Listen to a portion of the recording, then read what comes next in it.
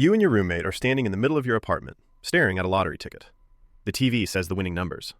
You look at the ticket, then the TV, then the ticket. Because somehow, against every law of common sense, you just won a $1 trillion lottery. For about 10 seconds, your life is perfect. Your roommate screams, you scream, somebody knocks over a lamp, nobody cares.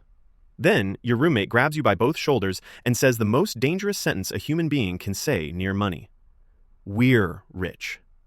Not you're rich, we're rich. And because your brain is currently soup, you do not correct him. 10 minutes later, his phone is already out. He's pacing around the apartment telling his mom she can quit her job, then his brother, then a cousin, then a guy named Brent, who you are pretty sure stole your Xbox controller in 2018. He's not asking you, he's announcing it. Don't worry, man, we got plenty now. Technically, yes. But there is a very big difference between having $1 trillion and letting your roommate freestyle with your $1 trillion like he's ordering appetizers for the table. He is already saying, my parents only need like 50 million. Only. Like $50 million is a side of ranch. Meanwhile, you are still holding the ticket with the posture of someone who found a bomb in a cereal box. 1 hour in, you open Facebook. There it is. A picture of both of you holding the ticket.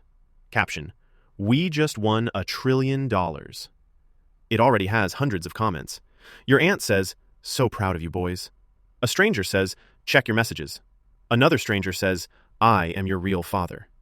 And now, before you have even claimed the prize, you are famous. Not celebrity famous, lottery famous. The kind of famous where people do not want your autograph. They want your routing number. That night, you barely sleep. Every sound outside is suddenly a threat. By 8 hours, you wake up to flashing lights outside your window. Local news is on your lawn. Your roommate opens the curtain and waves. You tackle him like a security guard at a basketball game. By hour 10, lawyers are calling. Real lawyers, fake lawyers, lawyers with websites from 2006. Lawyers who text you, congrats, King. One email says, urgent legal matter. The sender is named Hot Business Dave 77. You do not reply. By hour 11, family members you haven't heard from in years start appearing. Your uncle says his old truck finally broke down. Bad timing, too, because apparently the only replacement available on Earth is a brand new $120,000 truck with heated seats and an emotional support suspension system. Your parents call. At first, they just want to know if you're okay. Then they mention a house. Nothing crazy, just something comfortable. Then, somehow, comfortable becomes a $10 million beach house in Florida with 12 bathrooms, a private dock, and a kitchen bigger than your entire apartment. By hour 36, you're driving to the lottery center in your beater car. Your hands are sweating on the wheel. Your roommate is in the passenger seat, smiling like he's already in a music video. He has a notebook open. This is bad. You ask what's in the notebook. He says, just people we should bless. There are 63 names. He has already circled himself twice. You walk into the lottery center. They congratulate you. They take pictures. They hand you paperwork. Then the room gets very quiet. Because this is when you learn the prize is not cartoon money. If this is a $1 trillion lump sum, the federal government withholds about 24% right away. That's $240 billion gone before your roommate can say, we, which should put a nice little dent in the national debt, for about 9 minutes. Congrats to the IRS, by the way. They also won the lottery. And because lottery winnings count as taxable income, your final federal bill is closer to 37%. That means roughly $370 billion goes to federal taxes alone.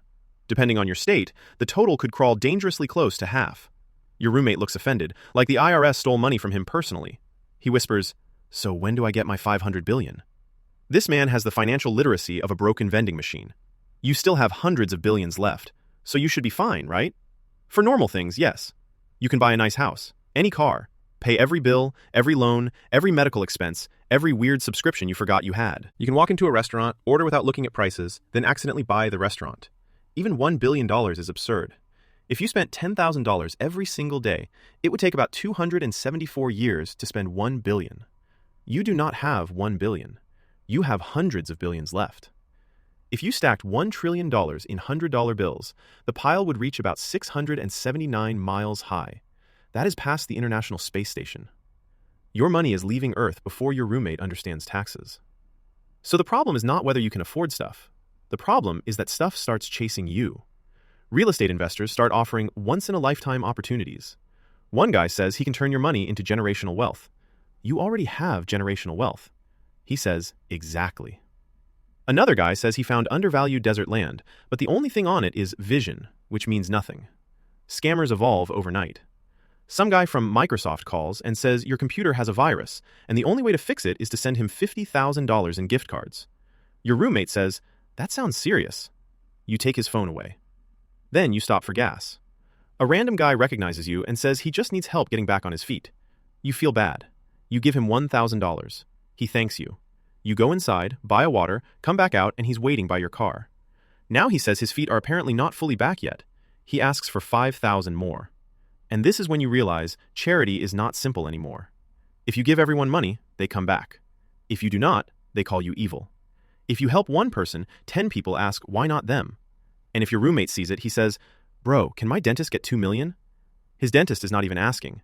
Your roommate just likes making promises with your checking account. So you move. Big house, gate, security, cameras, peace. For about 4 days. Then people find that house too. So you buy a second house. Far away from everyone. Somewhere quiet. Somewhere people do not know you. Somewhere your roommate cannot invite Brent. But that house needs staff, security, insurance, maintenance, landscaping. Suddenly, just existing has a payroll. Your security, accountants, lawyers, and assistants all cost a fortune. Now you are spending $250,000 a month just to have people manage the problems caused by having money. Then you need a manager for those people. And that person wants $100,000 a month to manage the people managing everything. At some point, waking up and breathing costs $10,000 an hour.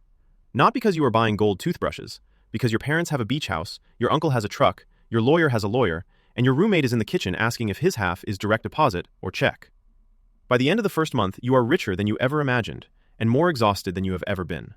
You need someone whose entire job is saying no. Your cousin wants to open a nightclub called Trillionaires. No.